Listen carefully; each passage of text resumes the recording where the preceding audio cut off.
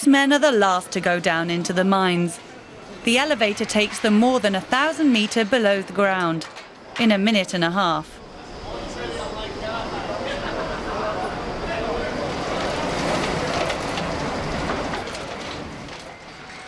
This mine near Essen in western Germany is one of the last coal mines in the country still in operation. Hard coal mining will cease in 4 years. Germany Ruhr district has around 60 million tons of coal. For decades, the German government subsidized coal production, but it is no longer profitable to mine it here. It's cheaper to import coal from South Africa, Russia or Australia.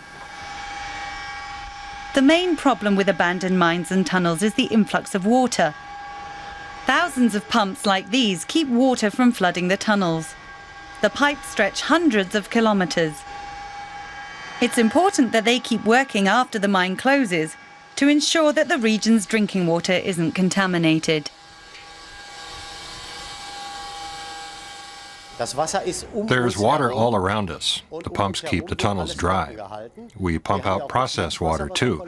If we stop, then all of that water would slowly seep back in. The water's briny. This rock was formed by an ancient ocean. That's why there's salt in the rock. We have to make sure that the briny water doesn't rise up into our underground water reservoirs. That's where we get our drinking water.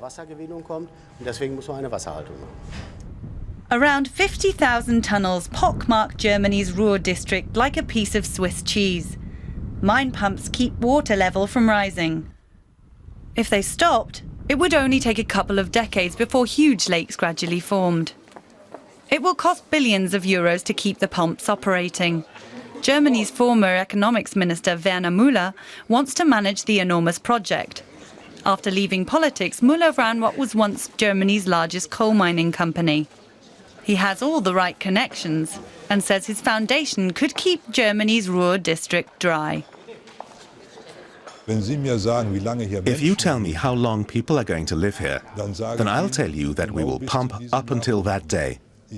I believe people will live here forever. That's why we will pump forever. Right now, his foundation, the RAG Stiftung, has an endowment of around 2 billion euros. It generates revenue from real estate sales and stock investments. It is a successful business model as long as the DAX keeps climbing. Müller's plan, in theory, could work, but it is impossible to calculate risks for the endless future. What will happen if the money runs out? We forecast that our revenues for the next 6 years will be between 350 and 400 million euros.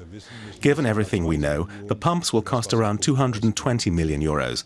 That's easy to calculate. One thing we can't determine specifically is the price for power. The pumps use a lot of electricity. As far as we can predict, incoming revenue will always be a lot higher than our expenses.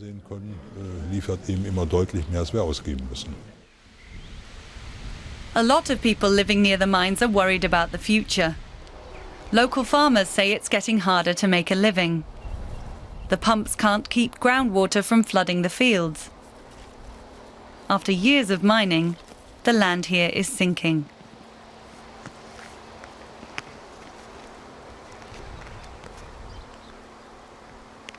It means small lakes or ponds start to appear, and then we get ducks and geese.